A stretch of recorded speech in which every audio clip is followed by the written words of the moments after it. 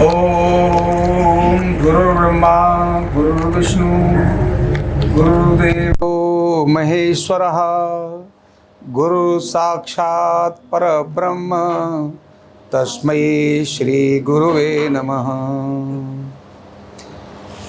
गुरु पूर्णिमा के अवसर पर आप सभी को बहुत बहुत शुभकामनाएं, बहुत बहुत आशीर्वाद। गुरु पूर्णिमा यह भारत का बहुत अभिनव और अद्भुत उत्सव है। दुनिया में अगर भारत है तो उसके पीछे एक बड़ा कारण है भारत की गुरु और शिष्य परंपरा।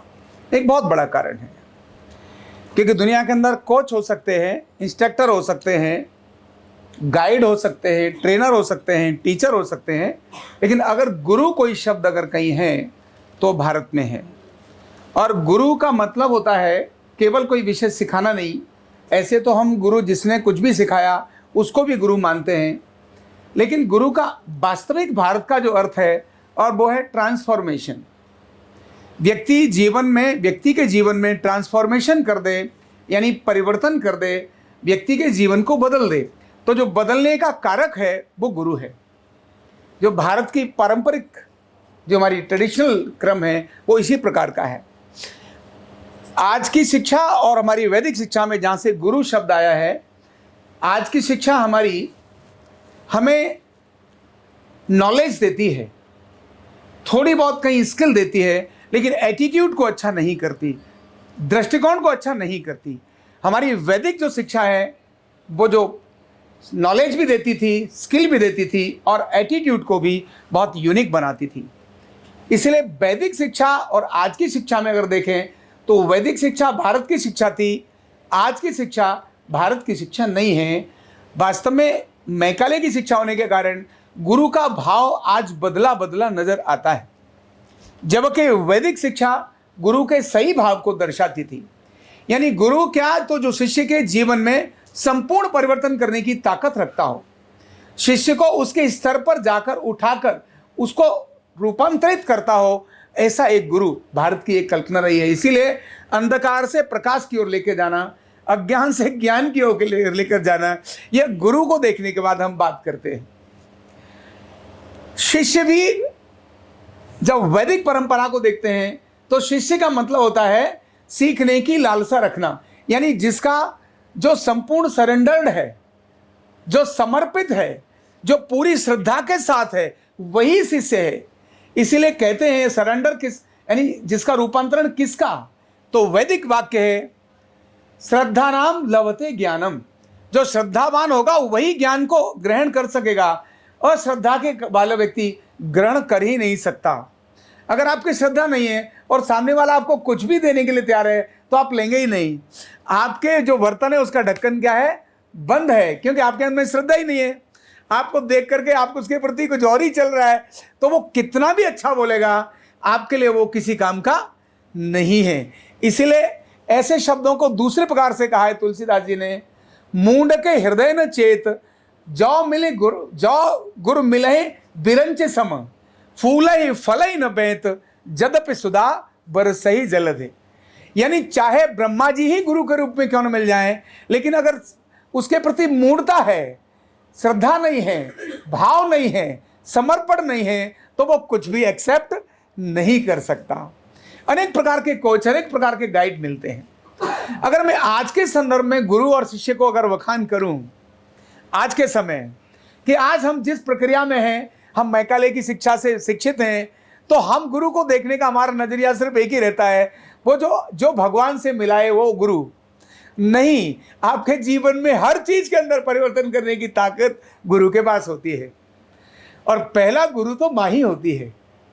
माँ आपके जीवन को जीने का क्रम सिखाती है, इसलिए सबसे बड़ी और सबसे पहली गुरु माँ होती है। लेकिन गुरु, अब माँ को देखने के बाद लगता है कि गुरु को शिष्य के लिए कितना देना पड़ता है, कितना घिसना पड़ता है, कितना उसके प्रति ऑब्जर्वेशन उसका रहता है। बिना ऑब्जर्वेशन के संभव नहीं, क्योंकि गुरु शिष्य को वहां से उठाकर अगर कहीं लाएगा तो जहां लेके जा रहा है उसके पास उतनी ताकत होनी चाहिए। जिस ज्ञान को वो देने वाला है वो ज्ञान उसके पास पर्याप्त मात्रा में होना चाहिए। जैसा ट्रांसफॉर्मेशन करना चाहता है वो खुद उसका अनुभवी होना चाहिए। अगर वो अनुभवी नहीं है, स्विमिंग में जानता नहीं और स्विमिंग की ट्रेनिंग देना शुरू करूं, तो मैं थोड़ा बहुत अगर सीखा हुआ अगर स्विमिंग दूंगा तो शिष्य भी जाएगा और गुरु भी जाएगा। आज के समय जो गुरु में गड़बड़ी आती है वो इसीलिए आती है क्योंकि वहां उसके पास कंप्लीट चीजें नहीं थी और उसने डिलीवरी शुरू कर दी, शिष्य बनाना शुरू कर दिया, तो गुरु भी डूबा और शिष्य भी डूबे। इसीलिए गुरु क्या है, यानी उस ज्ञान का एक सिद्ध पुरुष होता है। सिद्ध पुरुष ही जब गुरु का स्थान लेता है, जैसे श्रीमान राजीव तिवारी जी कह रहे थे, यानी गुरु बनना भी टेढ़ा नहीं, सरल नहीं है। गुरु बनने के लिए उस ज्ञान की महत्ता को जानना वही बहुत आवश्यक है। स्वामी विवेकानंद जब भगवान की तलाश में जगह जगह जा रहे थे और उनको अलग अलग लोगों को देख रहे थे कि मुझे भगवान के दर्शन करने हैं, किसी को जाते पूछते कि आपने भगवान को देखा है, तो सामने वाले अनेक सारे संत पुरुष थे जो ध्यान में साधना में लगे थे। उन्होंने कहा साधना हमने बहुत की है लेकिन अभी हमने भगवान को नहीं देखा। तो विवेकानंद वहां से हट गए। जब वो स्वामी रामकृष्ण परमहंस के पास पहुंचे, वो स्वामी रामकृष्ण परमहंस ऐसे ही, दाढ़ी दूढ़ी ऐसी है, कोई शरीर यानी लुक नहीं, ऐसा कुछ नहीं। आजकल तो लुक की बड़ी तलाश होती है ना, जो ज्यादा लुक वाला वो उतना ज्यादा अच्छा गुरु नहीं। गुरु का मतलब लुक नहीं, गुरु का मतलब उसका ज्ञान से होता है, उसके शरीर से, उसके भाषण से, उसके शब्दों से, यानी वो क्या कैसा बोलना आता है नहीं आता है, मक्खन मलाई लगा के बोलता है कि नहीं बोलता है, नहीं। गुरु के शब्दों में ताकत होती है। उसको उसने कितना ऊंचा बोला, कितना स्लो बोला, कोई मैटर नहीं करता, लेकिन जो बोला क्या वो रियलिटी में था? अगर था तो उसने हल्का भी बोला होगा तो पर्याप्त होता है। तो रामकृष्ण परमहंस के पास जब वो पहुंचे तो रामकृष्ण परमहंस विवेकानंद जी को कहते हैं, मैं तुम्हारा आओ नरेंद्र, मैं तुम्हारा इंतजार कर रहा था। उन्होंने कहा कमाल है, मेरा इंतजार कर रहे थे, मैं तो तुमको जानता ही नहीं। तो उन्होंने आकर उनको प्रश्न कर दिया, उन्होंने क्या आपने भगवान को देखा है? बोले हाँ मैंने भगवान को देखा है। पहला कोई व्यक्ति मिला जिसने कहा मैंने भगवान को देखा है। तब उन्होंने दूसरा प्रश्न किया, क्या आप मुझे भगवान के दर्शन करा सकते हो? तो नरेंद्र को उनके गुरु कहते हैं यस, करा सकता हूं, और वैसे ही करा सकता हूं जैसे तुम मुझे देखते हो, ऐसा ही तुमको भगवान को करा सकता हूं। क्योंकि उनके गुरु ने स्वयं भगवान के साक्षात दर्शन किए थे। मां काली रामकृष्ण परमहंस के साथ साक्षात संवाद होता था मां काली का, और इसीलिए विवेकानंद बार बार कहते थे मेरे घर में संकट है, मां काली से मांग लो ना, आप कह दो ना कि मां काली मेरे को जरा ये दे दे। तो वो कहते थे तू मांग ले ना, तेरी भी तो मां है, मेरी क्या है। और गुरु ने शिष्य में परिवर्तन किया। अभी गुरु को शिष्य टेस्ट करता है।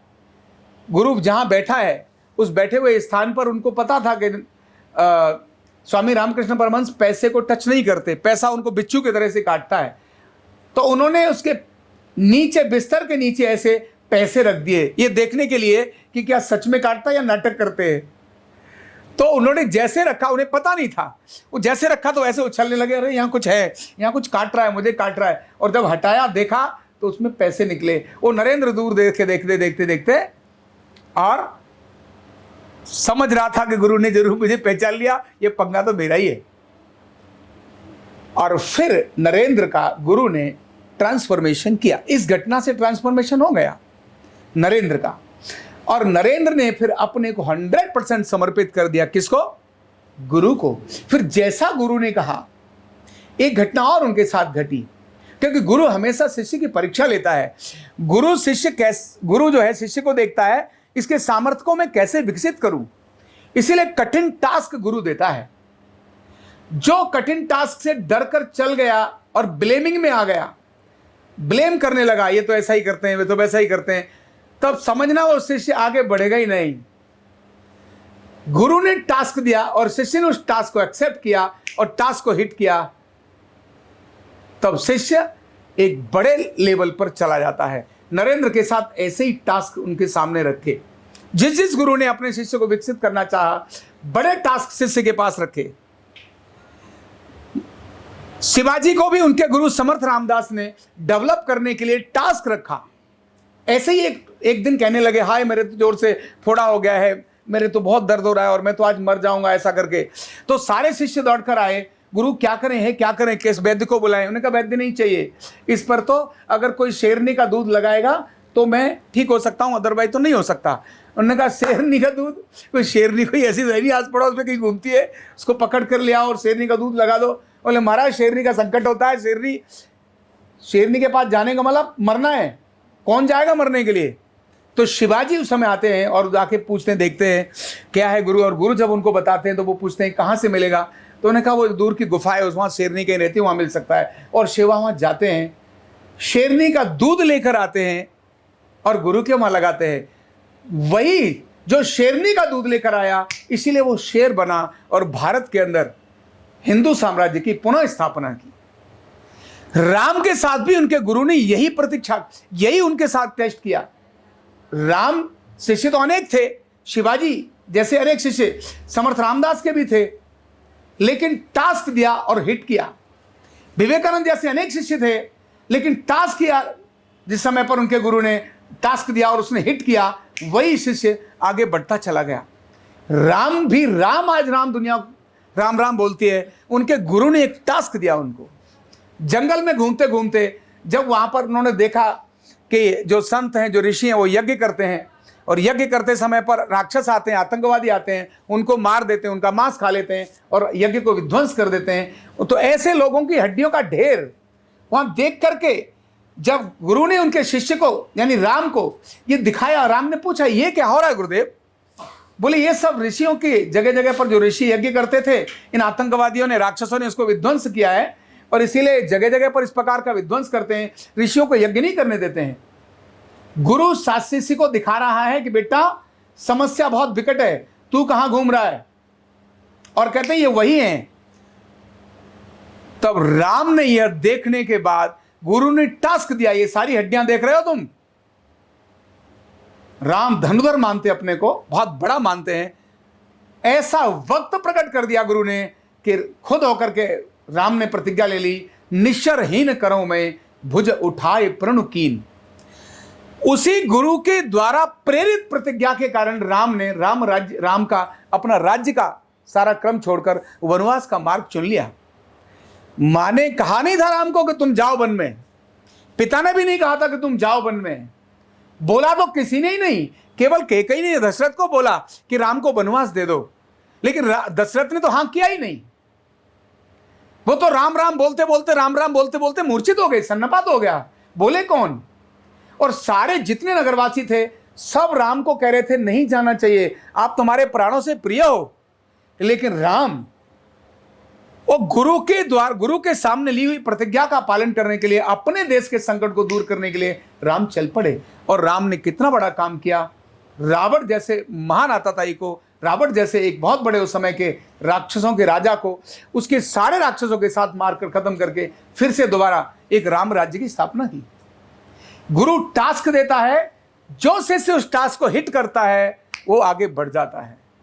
लेकिन ध्यान रखना, आज के समय पर गुरु और शिष्य में क्या होता है, कॉमन चीजें पढ़ते हैं, हम मैथमेटिक्स पढ़ते हैं, हम सीखते हैं, मैथमेटिक्स पढ़ते हैं, हम न्यूरोथेरेपी सीख रहे हैं। जैसे मैं अपने गुरु के बारे में बोलूंगा, यानी मेरे पिताजी भी मेरे गुरु, जिनसे मैंने मंत्र की दीक्षा ली, और मेरे पूज्य लाजपत राय महाराज जी मेरे गुरु, जिनसे मैंने न्यूरोथेरेपी का ज्ञान सीखा, उनके पास जाकर सीखा। मेरे साथ भी ऐसी घटना घटी। आज अगर कोई व्यक्ति कहता है आपके आदर्श कौन, तो मेरे आदर्श यही हैं, जो मेरे आदर्श, जिनके सानिध्य में रहकर मैंने यह ज्ञान सीखा, जिनके द्वारा घटनाओं को घटते हुए मैंने देखा, मेरे सामने वो चीजें, मेरे सामने वो घटना घटी जिनके कारण मुझे लगा कि मुझे इधर समर्पित होना ही चाहिए। ऐसी घटनाएं घटी जब गुरुजी डॉक्टर महाराज जी, उन्होंने भी चीजों को देखा, और मेरे पिताजी स्वयं, उन्होंने उनके द्वारा भी मंत्र से लोगों को ठीक होते हुए देखा। तो वो तब घटना नहीं घटी थी, लेकिन जब गुरुजी डॉक्टर महाराज जी के पास में गया, वहां मेरे जीवन में घटनाएं घटी और मैंने मरते हुए व्यक्ति को जिंदे हुए तो देखा। तब तक मैं न्यूरोथेरेपी ट्रीटमेंट थोड़ा बहुत करता था, लेकिन उस व्यक्ति को, जो मेरा साथी था, रात को मरने की स्थिति में था, लेकिन देखा कि ये जीवित हो रहा है। उसके बाद से मैंने गुरुजी के प्रति अपने को समर्पित कर दिया और फिर कभी पलट कर देखा नहीं। मैंने कहा यही गुरु का काम ही मेरी जिंदगी का अपना उद्देश्य है, यही मेरा मिशन है, और इसी को जन जन तक लेकर जाना, एक नहीं दो नहीं लाखों राम गोपाल, लाखों डॉक्टर लाजपत राय महाराज खड़े करना, यही मेरे जीवन का मिशन है। और उस दिन का मेरा संकल्प, मैं उसी के कारण चलता हूं, वही मेरे आदर्श हैं। तो जो मैं आपको बोलना चाह रहा था, क्योंकि मैंने उनको देखा, मैंने उनकी क्रियाओं को देखा, आज वो सारी क्रियाएं मेरे मस्तिष्क के अंदर अंतरात्मा में उतरी हुई हैं। वो कैसे, क्या चीज थी, वो क्या बोलते थे, उसका अर्थ क्या, उन जो मंत्र थे उनको मैंने साधा, वो जो बोलते थे उन वचनों को मैंने ग्रहण किया, और ग्रहण करने के बाद उन पर साधना की, साधना करने के बाद उन पर जब प्रयोग किया तो जैसा वो करते थे वैसे ही ये सारे पॉइंट्स करते हैं। और इसीलिए जो एक शब्द बोलते हैं, जो वाक्य बोलते हैं, है धार्मिक गुरुओं के लिए, लेकिन मैं धार्मिक नहीं, मैं आपके जैसे कॉमन लोगों की बात करता हूं। आप कुछ भी स्किल सीख रहे हैं, जब तक यह भाव नहीं लाएंगे तब तक आप स्किल में निपुण हो ही नहीं सकते, चाहे वो नॉलेज हो या स्किल हो। XYZ, आप संगीत सीख रहे हैं तो भी, आप बैडमिंटन खेल रहे हैं तो भी, आप क्रिकेट खेल रहे हैं तो भी, आप चोरी करना सीख रहे हैं तो भी, आप जेब काटना सीख रहे हैं तो भी, कुछ भी आप सीख रहे हैं, बिना इस मंत्र के आप आगे जा ही नहीं सकते। क्योंकि हर व्यक्ति अपने जीवन में एक आदर्श रखता है, हर चीज के लिए आदर्श रखता है। आप भी अगर सोचें, आप ड्रेस भी पहनते हैं तो कोई ना कोई एक आइडियल दिमाग में जरूर होता है। आप कहीं कुछ बोलते हैं तो आपके दिमाग में कोई ना कोई एक आइडियल जरूर होता है। आप शिक्षा में कहीं कुछ जा रहे हैं तो आपके दिमाग में कोई आइडियल होता है। कोई बच्चा कहता है ना कि मुझे IAS बनना है, जरूर कोई एक IAS या कोई अधिकारी उसके दिमाग में आइडियल होगा। जब तक आइडियल नहीं होगा वो उधर जा ही नहीं सकता। सो ऑलवेज आपको अपने दिमाग में एक आइडियल, एक आदर्श जिसको देखकर आप बढ़ना चाहते हैं। इसीलिए क्या है, कहा है, ध्यान मूलम गुरु मूर्ति, ध्यान मूलम गुरु मूर्ति। जिससे आप ज्ञान लेना चाहते हैं, ध्यान वहां लगाओ। ज्ञान मूलम, उस एरिया के शीर्षस्थ व्यक्ति को अपना आदर्श मानो। शीर्षस्थ की बात करता हूं, अगर सक्सेस जाना है ना तो आप उस एरिया के शीर्षस्थ व्यक्ति को अपना आदर्श मानो, अपना गुरु मानो। ध्यान मूलम गुरु मूर्ति, पूजा मूलम गुरु पदम। उसके चरण कैसे, उसके कदम कैसे, वो कैसे काम करता है, कैसे काम करता है, उसका वर्किंग स्टाइल क्या है। वर्किंग स्टाइल पदम है। ऐसा नहीं है वो जूते कौन से पहनता मैं वही जूते पहनूंगा उसी कंपनी, नहीं। उसके पद चिन्ह कैसे है, मेरे गुरु के पद चिन्ह कैसे थे डॉक्टर मेहरा जी के, वही पद चिन्ह, उन्हीं पद चिन्हों को मैंने अपने अंदर आत्मसात किया है। डॉक्टर मेहरा क्या सोचते थे न्यूरोथेरेपी के लिए, वही मेरे मन के अंदर विचार है। तो ध्यान मूलम गुरु मूर्ति, पूजा मूलम गुरु पदम। उन स्टेप्स की पूजा करो। पूजा करो मतलब उनको आत्मसात करो। पूजा का मतलब ऐसा नहीं है धूप बत्ती लगाना, नहीं। पूजा मूलम गुरु पदम, मंत्र मूलम गुरु वाक्यम। उस गुरु ने, उस आइडियल बंदे ने क्या कहा, हमने अनेक बार पोस्टर देखे होंगे, बड़े लोग क्या कहते हैं, समय का ये करो, अगर आपको सक्सेस पर जाना है तो ये करो। नहीं, वो जो उस लाइन का व्यक्ति है वो क्या कह रहा है, दुनिया जिसने कभी देखा नहीं और वो बोल रहा है, उसके क्या मतलब। जिसने कभी स्विमिंग की नहीं और वो स्विमिंग के तरीका बताए, जिसने कभी ड्राइविंग की नहीं और ड्राइविंग के लिए गाइड करे किताब पढ़कर, तो वो तो खुद ही मरेगा। नहीं, मंत्र मूलम गुरु वाक्यम। वो जो श्रेष्ठ पुरुष है, उस एरिया का सबसे आइडियल मैन है, आइडियल मैन, वो क्या बोल रहा है उसको सुनो, मंत्र मानो। मंत्र का मतलब वही जपो। वो क्या कह रहा है, वो जपने का मतलब है अपने अंतरात्मा के अंदर लेकर जाओ, मैं वही हूं। तो मंत्र मूलम गुरु वाक्यम, मोक्ष मूलम गुरु कृपा। ऐसे व्यक्ति को कभी ब्लेम मत करो। सिर्फ कृपा और ब्लेसिंग्स कब मिलती हैं, जब हम उसको नमन करते हैं, जब उसको झुकते हैं, जब उसको प्रणाम करते हैं, जब उसकी सेवा करते हैं, तो ऑटोमेटिकली कृपा होने लगती है। कृपा कराने के लिए आपको पैसा देने की जरूरत नहीं। कृपा कराने के लिए सिर्फ आपको अपना भाव लाना है। क्या लेकर आना है, भाव। तो ऐसा अपने एरिया के श्रेष्ठ व्यक्ति को, जिस लाइन में भी आप अपने को सक्सेस लेके जाना चाहते हो, जो भी लाइन आप अपनी लाइफ की बनाना चाहते हो, उस एरिया के सर्वोच्च व्यक्ति को ऐसा अपना आदर्श मानो। और वो क्या है, तो उसकी ब्लेसिंग्स मिलनी चाहिए। जब उसकी ब्लेसिंग मिलेगी तो आपके जीवन में ट्रांसफॉर्मेशन हो जाएगा। वो जो मंत्र बोला है, यह मंत्र इसी बात को सिखाता है। जब तक यह नहीं आएगा तब तक आप कितना भी गुरु ब्रह्मा गुरु विष्णु गुरु देवो महेश्वरा करो, आपके पास कुछ आने वाला नहीं, कुछ भी आने वाला नहीं। क्योंकि श्रद्धावान लभते ज्ञानम। शिष्य जो है, श्रद्धा के बिना शिष्य हो ही नहीं सकता, समर्पण के बिना शिष्य हो ही नहीं सकता। समर्पण जैसे ही आएगा ऑटोमेटिकली ऐसे गुरु से आने वाली चीजें आना शुरू हो जाएंगी। मैं अपने जीवन से बात करता हूं, जब मैंने गुरु के प्रति समर्पित किया, उसकी मुझे नहीं पता चला कि मैं कब राष्ट्रपति भवन में चिकित्सक बन गया। मेरी शक्ल नहीं, मेरी अक्ल नहीं, मैं कुछ भी इतना नहीं, लेकिन उसके गुरु की कृपा के कारण, उस गुरु के समर्पण के कारण मैं दिल्ली हाई कोर्ट के अंदर जजेस जैसे बैठे सामने और मैं लेक्चर दे रहा हूं। रामगोपाल का एजुकेशन क्वालिफिकेशन नहीं, रामगोपाल की कोई ताकत नहीं थी एज ए पर्सन, लेकिन उस गुरु की कृपा, गुरु के प्रति भाव ने मुझे वहां पहुंचा दिया। मैं दुनिया के अंदर कहीं जाता हूं, वहां लोग इस प्रकार का सारा क्रम आता है, उसका केवल एकमात्र कारण है और वो है गुरु कृपा। जब गुरु की कृपा होती है तब ऑटोमेटिकली ऐसे होता है। और गुरु कृपा कब आती है? केवल समर्पण से, केवल श्रद्धा से। जब भी आपके मन में ब्लेम आए, ध्यान रखना आपकी श्रद्धा कम हो गई। जब भी आपके मन में उसके प्रति द्वेष आए, समझना जिस लाइन से भी आप सीखना चाहते हो, जिसको भी आप अपना आदर्श मानना चाहते हो, जब भी आपके मन में शंका आए, डाउट आए, आप कभी भी वहां पहुंच नहीं सकते। और उसने आपको झाड़ लगाई, आप उसको डांट लगाई, उसने आपको पनिशमेंट दिया और आपने उसको मेरे से बहुत घृणा करते, गुस्सा करते मान लिया, और जो उन्होंने बोला उसको पनिशमेंट मान लिया, समझना आपका बढ़ना रुक गया। क्योंकि गुरु कभी भी पनिशमेंट नहीं देता, शिष्य को विकसित करने के लिए टास्क देता है। क्या देता है?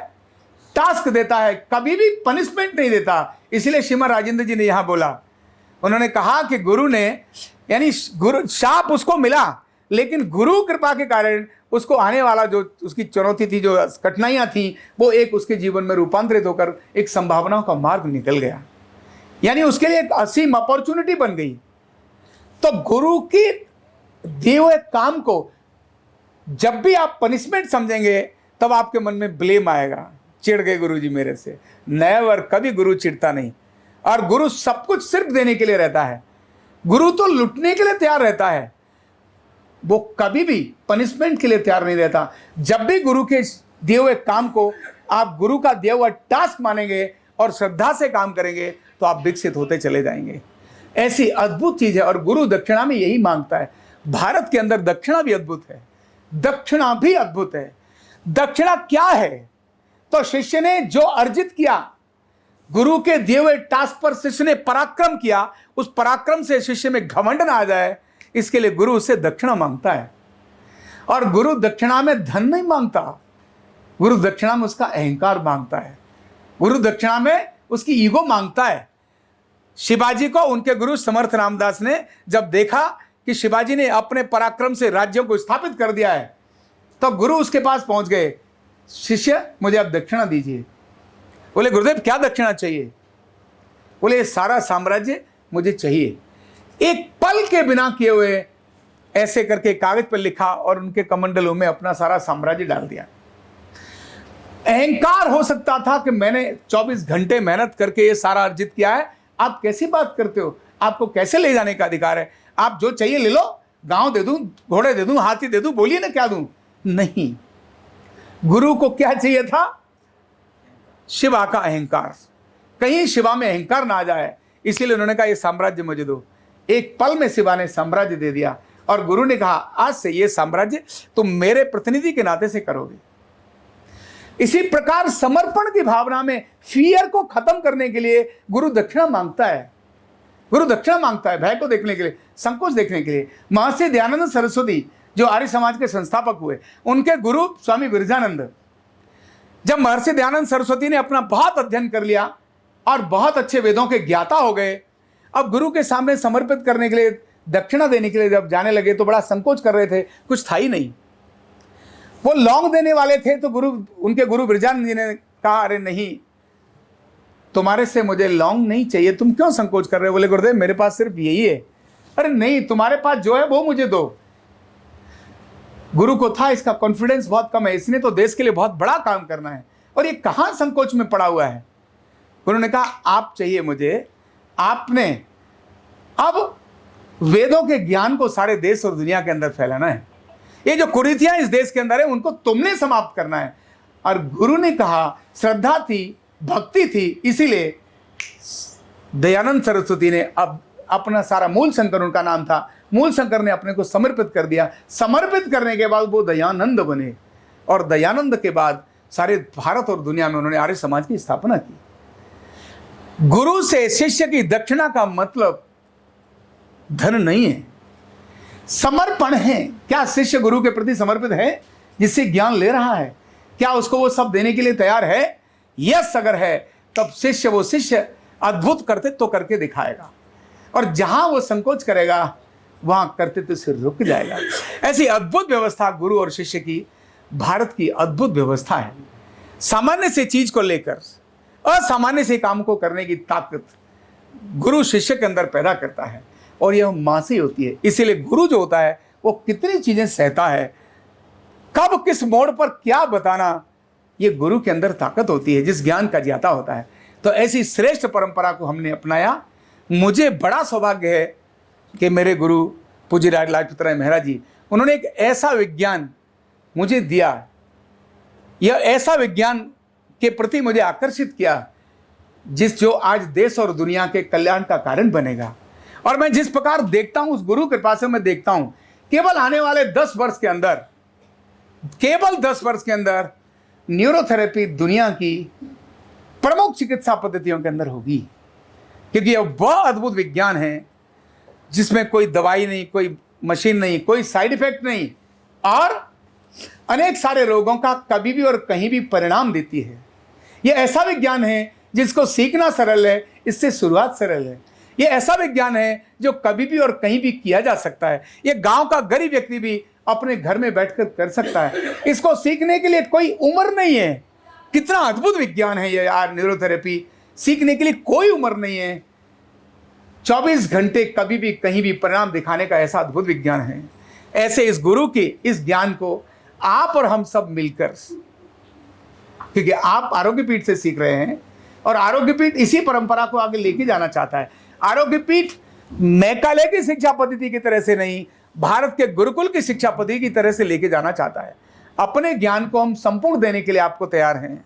जो गुरु ने मुझे ज्ञान दिया वो सारा ज्ञान मैंने आपको देना है, लेकिन चलना और सीखना यह आपका काम है। सीखना तो आपका ही काम है, मेहनत करना तो आपका ही काम है। गुरु कितना भी विद्वान क्यों न सही, आपके अगर कदम नहीं है तो आप नहीं सीख सकते। तो इसलिए सीख करके देश और दुनिया के अंदर इस ज्ञान को हमने लेके जाना है। न्यूरोथेरेपी और आरोग्य पीठ ये अलग नहीं है, एक ही है। सो आरोग्य पीठ न्यूरोथेरेपी को वैदिक गुरुकुल के नाम से इसको लेके जाना चाहता है। इसीलिए आरोग्य पीठ ने अपना नाम भी, इस शिक्षा विभाग का नाम आरोग्य पीठ गुरुकुल ही रखा है। सिखाने के लिए घंटे 4 घंटे क्यों ना होगा, यहां पर आप आते होंगे, थोड़ी देर पढ़ करके चले जाएं, वो चले जाएंगे, जा सकते हैं, क्योंकि इन दोनों में अंतर है। क्यों आरोग्य पीठ गुरुकुल के रूप में अपनी शिक्षा को लेके जाना चाहता है? क्योंकि मैकाले की शिक्षा पद्धति अहंकार देती है, ईगो देती है। जो हमारे विद्यालयों के अंदर बच्चा सीखता है, 0 टॉलरेंस आता है। जैसे ही पढ़ जाता है वो झाड़ू लगाने में संकोच करने लगता है। थोड़ा और बड़ा हो जाता है, माता पिता अगर उसके ठीक नहीं है, काले हैं, आंखें ठीक नहीं है, चेहरा ठीक नहीं है, फिजिकली फिट नहीं है, तो माता पिता से बचने की कोशिश करता है, मेरे दोस्तों में कहीं मेरी बेइज्जती ना हो जाए। नहीं, भारत का विज्ञान ऐसा नहीं कहता। अष्टावक्र को भी गुरु मानने के लिए तैयार होता है, 8 जगह से टेढ़े उसको भी मानने के लिए तैयार होता है। तो ऐसा अद्भुत भारत का ये जो तरीका है गुरुकुल वाला, यानी सेवा की भावना, श्रद्धा की भावना, समर्पण की भावना, स्वच्छता की भावना, यह सारी आए कैसे? ये गुरुकुल के अंदर ही आ सकती हैं। विद्यालय में ऐसा नहीं होता। विद्यालय साफ सुथरा मिलता है, लेकिन गुरुकुल शिष्यों को अपने साफ सुथरा करना पड़ता है। विद्यालय के अंदर शिष्य कूड़ा कचरा डालते, गंदा करते हैं, गुरुकुल में ऐसा नहीं होता। तो आरोग्य पीठ अपने शिक्षा विभाग को, गुरुकुल को प्राचीन और पारंपरिक प्रक्रिया से लेकर जाना चाहती है, जहां ज्ञान को ट्रांसफर किया जा सके, जहां श्रुतम सुनकर ज्ञान को ट्रांसफर हो सके, ऐसी प्रक्रिया आरोग्य पीठ लेके जाना चाहती है। तो आप और हम सब मिलकर आज गुरुदक्षिणा के उपलक्ष्य में, गुरु पूर्णिमा के उपलक्ष्य में अपने मन के अंदर अपना एक संकल्प लें, अपना संकल्प लें कि हमने इस न्यूरोथेरेपी को विश्व के अंदर स्थापित करने में अपना बहुत बड़ा योगदान लेना है। और आखिर में एक बात बोलता हूं जो आपके जीवन के लिए, रोज के लिए बहुत आवश्यक है। कॉन्फिडेंस अगर आपने पैदा करना है और कॉन्फिडेंस अपना ब्रेक करना है, तो एक चीज मेरी याद रखना, कॉन्फिडेंस, अगर आत्मविश्वास जगाना है तो एक दिन में छोटे 1-2 टास्क लेना, या दिए जाए उनको ले लेना, या आप खुद क्रिएट कर लेना। छोटे छोटे टास्क, छोटे छोटे अपनी कमिटमेंट, मैंने अपने लिए कमिटमेंट किया है, मैं आज इसको पूरा करूंगा। अपने प्रति कमिटमेंट, छोटी छोटी कमिटमेंट्स आप अपनी पूरी करते जाएंगे, तब आप धीरे धीरे धीरे धीरे बड़ी कमिटमेंट कब पूरी कर देंगे कोई पता नहीं। और अगर आप अपनी कमिटमेंट ब्रेक करते जाएंगे, आपने कोई भी काम टास्क लिया और आपने उसको छोड़ दिया, अगले दिन फिर टास्क लिया, तो बहुत सारे टास्क का आप अंबार हो जाएंगे, आप फेलियर की तरफ चले जाएंगे, नहीं कर सकते। तो छोटे टास्क लेकर उनको हिट करना, आगे बढ़ना, फिर टास्क लेना यानी अपने को संकल्पित करना, मतलब अपने को कमिटमेंट करना, यस मैं करके दिखाऊंगा, ऐसा करके जाना और आगे बढ़ते चले जाना। ऐसी ढेर सारी शुभकामनाओं के साथ मैं आपको आज के गुरु पूर्णिमा उत्सव पर आपको बहुत बहुत शुभकामना देता हूं और बहुत बहुत आशीर्वाद देता हूं। भगवान आपकी सभी इच्छाओं को पूर्ण करे। बहुत बहुत मंगल कामना। बहुत बहुत धन्यवाद।